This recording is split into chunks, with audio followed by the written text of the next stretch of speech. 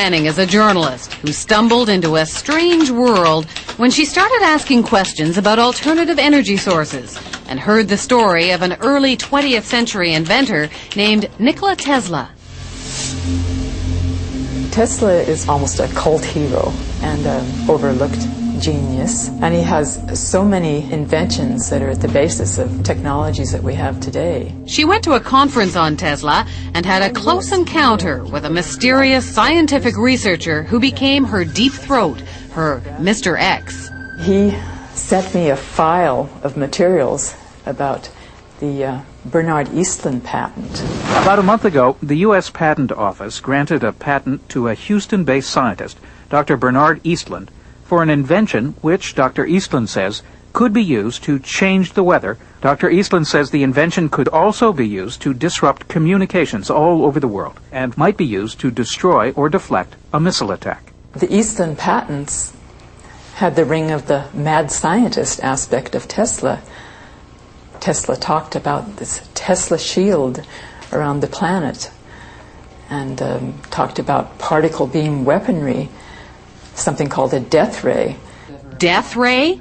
Jean wasn't sure where all this was leading until Mr. X called again. And he said, the maniacs are actually going to do it up in Alaska. Mr. X's maniacs were in the U.S. Pentagon, and he was convinced they were conspiring to build Bernard Eastlund's sky zapper under the guise of a nice little research project deep in the Alaskan bush called HAARP.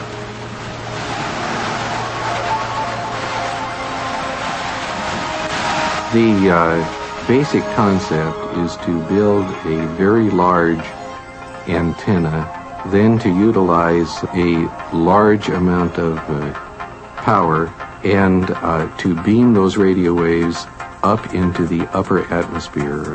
Have you approached the Pentagon with this invention?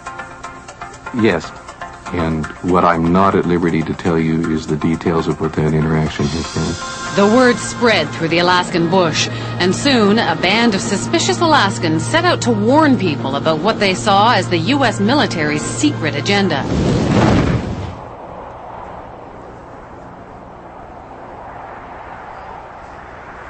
And what you have with HAARP is sort of the universal hammer for geophysical warfare. Nick Begich is the chief conspiracy theorist. So when did you know that you were onto something? I think as soon as I saw the references to Tesla's work, and when I read Bernard Eastlund's original patents, I realized that what we really had here in Alaska was a prototype for a ground-based Star Wars weapon system. HAARP is a non-classified project run not by Bernard Eastlund, but by the U.S. Army and Navy.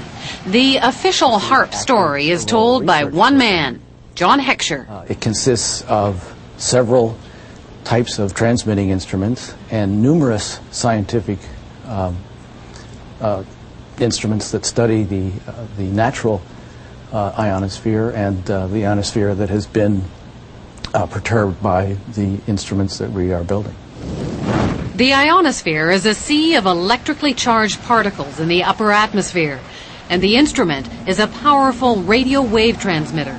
Does it have any military applications? The site itself is strictly a scientific research site. Perhaps the outcome of some of the science, perhaps some of the results, could be applied in to military systems.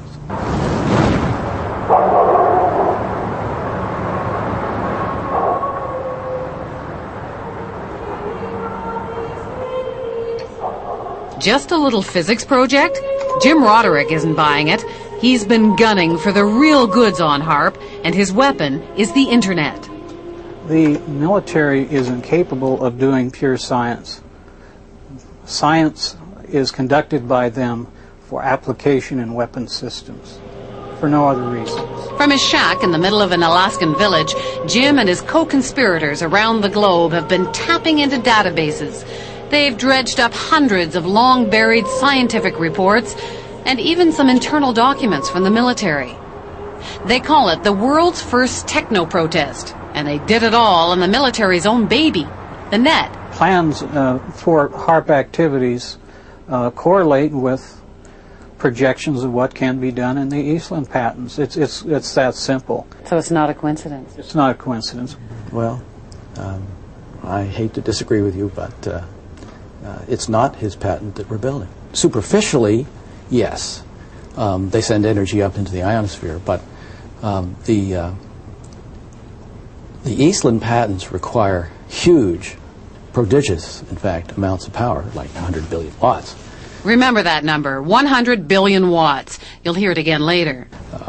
HAARP requires only 3 million watts. There is a paper trail leading us back to Eastland. No, there is not. There is no paper trail that I'm aware of that's leading back to Eastland.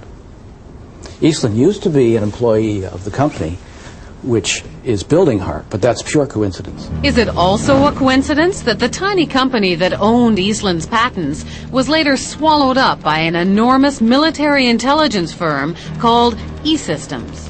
2.1 billion in annual sales, 1.8 billion of that, with a B, was to military intelligence groups, CIA, NSA, and others. And of that, 800 million were black projects, so secret that even the United States Congress didn't know what they were. E-Systems was then swallowed up by Raytheon Corporation. It too specializes in super secret contracts with the Pentagon. Why would Raytheon be so excited about this? Well, it's a ground-based Star Wars weapon prototype. For them, it represents potentially billions and billions of dollars. So how would you describe this world of E-Systems and Raytheon and HAARP? Dark.